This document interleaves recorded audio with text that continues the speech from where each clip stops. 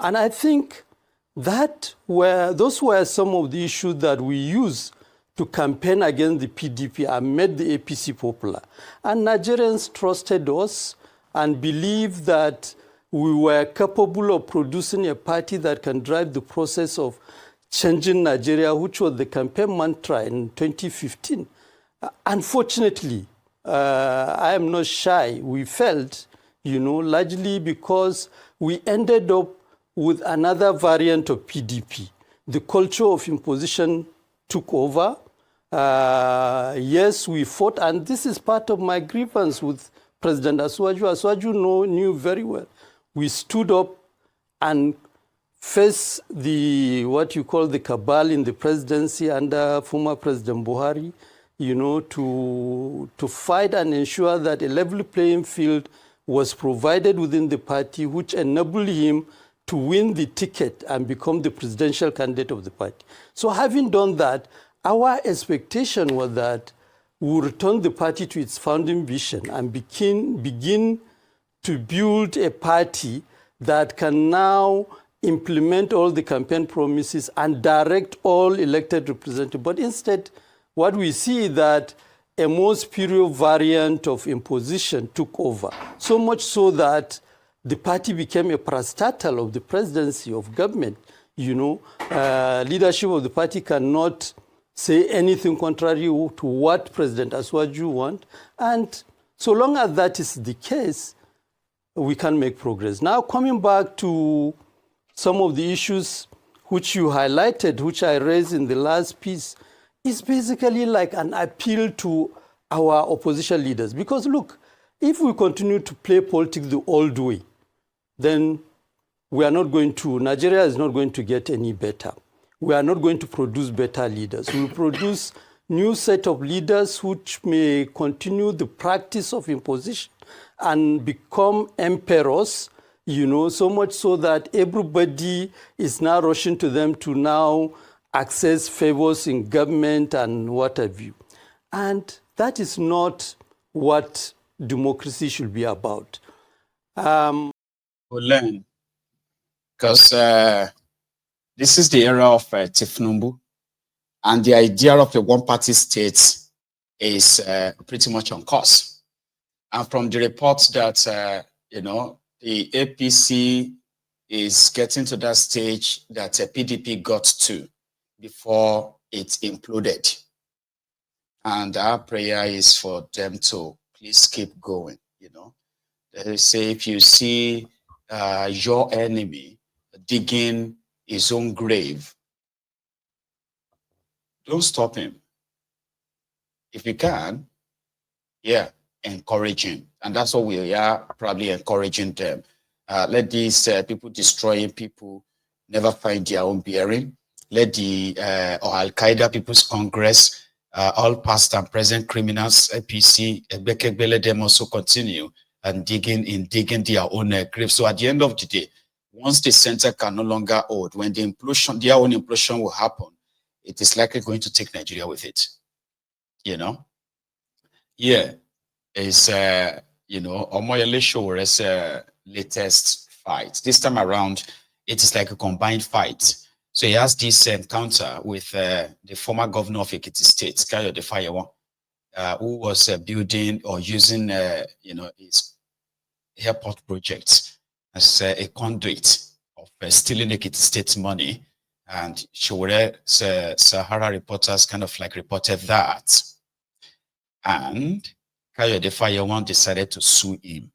So upon his appearance, for that case, Sowore and Deji had few things to say outside the court. Remember, he is still like standing trial.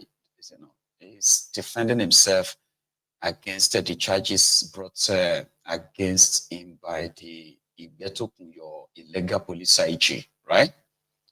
Sure. Spent to conclude and complete Ekiti fake airport that he built, that we have told the world was part of the reason why we are taking him on fully in this case. We are pleading justification before the court and our defense is what I would describe as a blockbuster. That doesn't mean that we pass through the legal system here. We know the legal system, we know the judiciary. But we have placed before this court evidence to show that Fayemi has no reputation whatsoever to protect. Evidence that Fayemi is a thief, according to even white papers that we laid our hands on, which indicted him when he was governor. He was governor twice. He was governor first time, he was defeated by Fayose, another thief. And then he came back and became governor again after he was made minister. You know, these guys keep rolling from one government position to the other without impact. And that's why they have the guts to be taking people who want the country to be better, you know, with the money that they steal from the public. These are people that are supposed to be in prison, asking for parole. That is parole, meaning that their prison dates should be shortened so that they can get out on time. But they steal so much money, and they are still looking for other positions. Fayemi is supposedly looking to become an ambassador of Nigeria to the US. And that is why he's trying to claim that he has reputation. So, but he's not the only one. It's almost all of them who are in this, who have become a burden on Nigeria's financial resources, and who claim from time to time that we don't have enough money. But they have enough money to take care of their legal bills, their medical bills, the bills for the education of their children. They have enough money to go on vacations at a multi-million dollar vacation, houses in Ghana, in Dubai, that's United Arab Emirates, houses in Nigeria, you know. In the GRA area alone, according to what we filed, Fayemi has properties worth almost 4 billion naira. Where did he make the money from? These are monies that should have gone to the education of Ekiti kids, you know, and build hospitals. The only thing he could do before he left was to build a fake airport where ordinary Sese fly cannot land. That's all Fayemi did. And when he claimed that he was leaving the airport, he launched the airport and said he was ready to fly. It has been almost how many years now? The airport has not still opened. Nobody's landed there. Maybe they got Keyamo to land there some 2 weeks ago, because they have spent another 6.5 billion naira on the airport that supposedly was completed. So that's the country we're in, and that's why we're here to challenge them. I was in court, and I was hoping to come back to court on next adjourned date, but we'll see what happens. I want them to know that I'm not running away from any of these challenges. It is part of the plenty of challenges we have to face in the hands of criminals who have hijacked the governance of our country. Thank you very much, and I continue to thank our lawyers, those who are here and those who are helping at the back end to prepare this case. They have done us proud. You only need to lay your hands on our defense, then you will know how much struggle it's in. You know, but we filed these defenses for two reasons: one for the courts and one for history.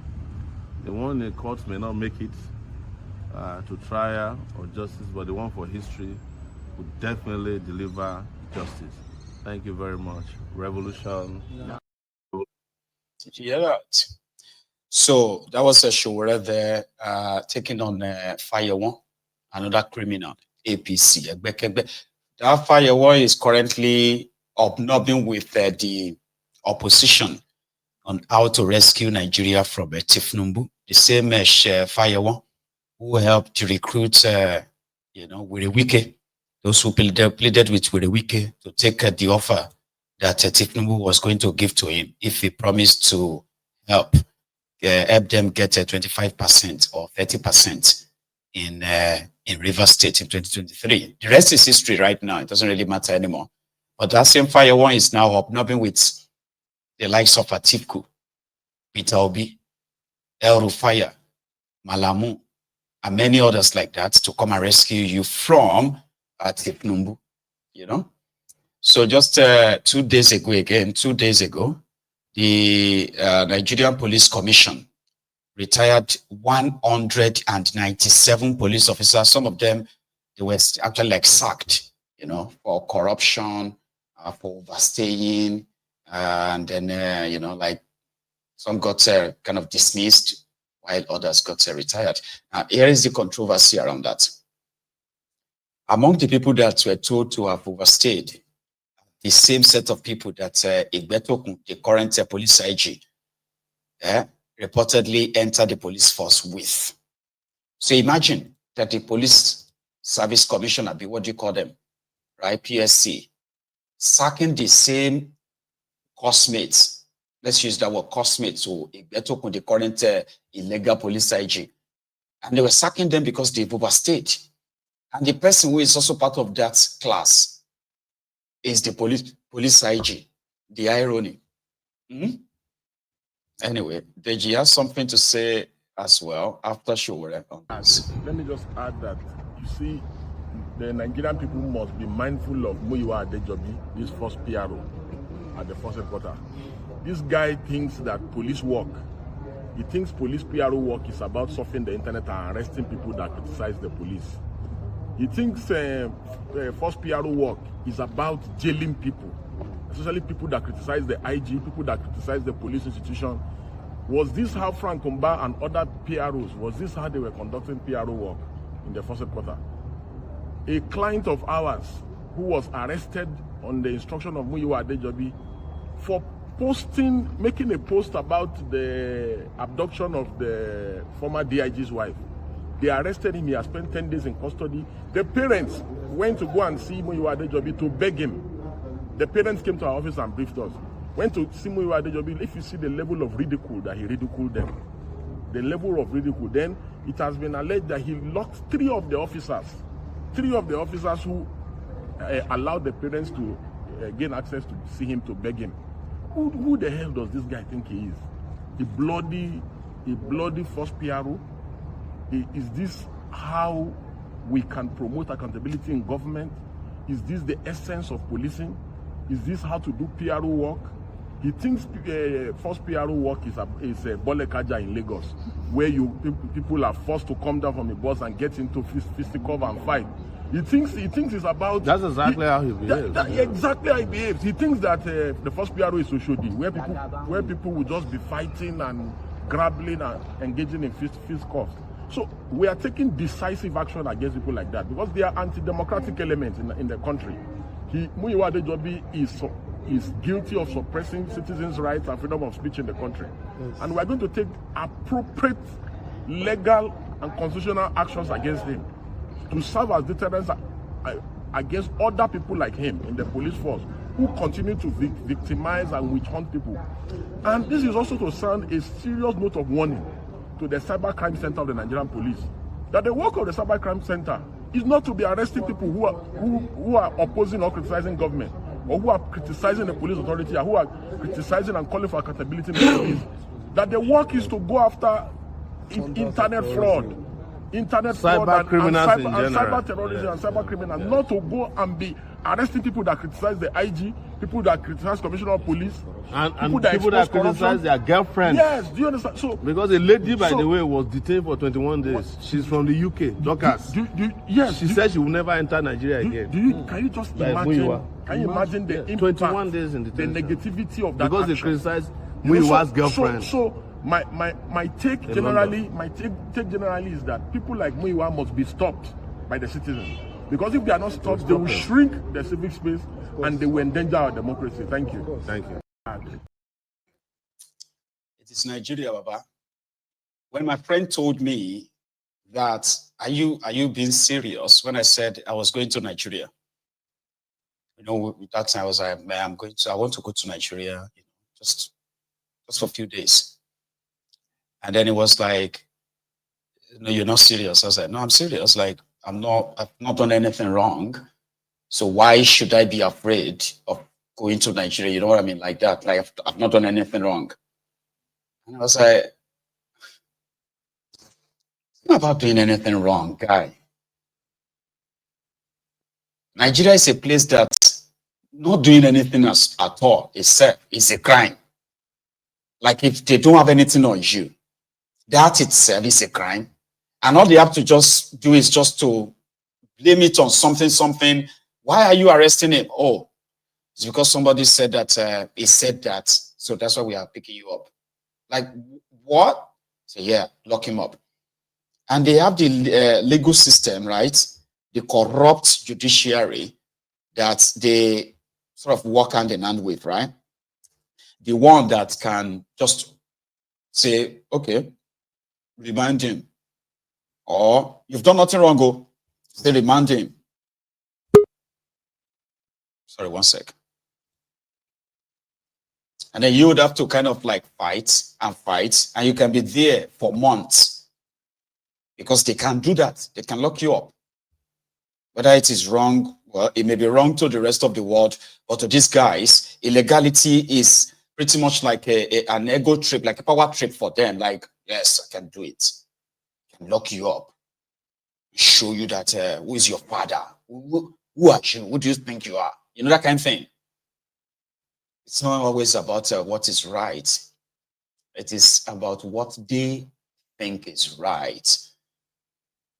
It's not about what is right in their law. In that same premises, right? You know, there is this. I think it was yesterday, by the way.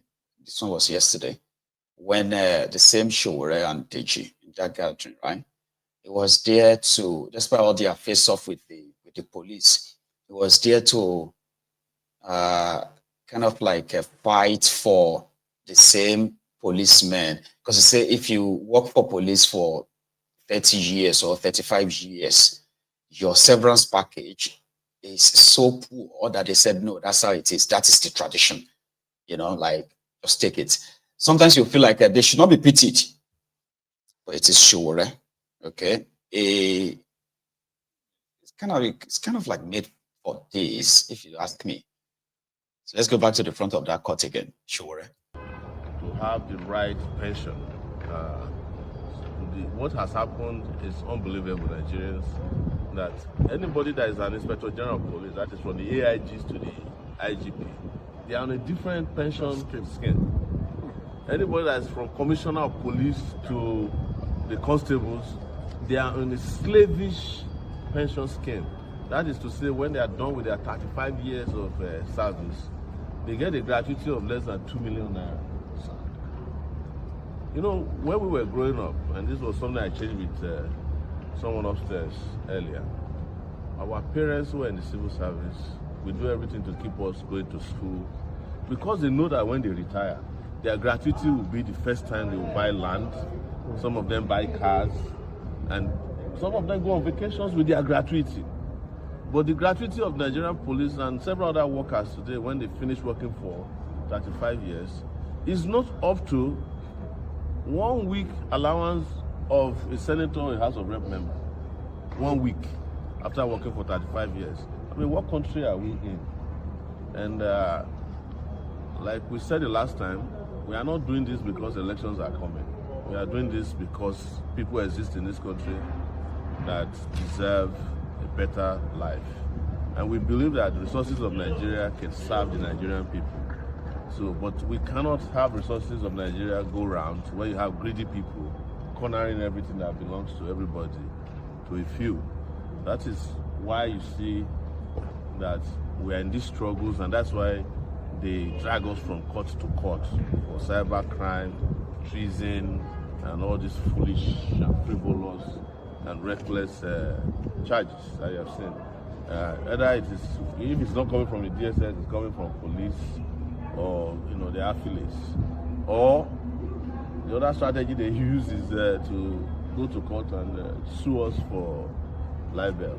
I have 15 libel cases, 15, at the FCT court alone.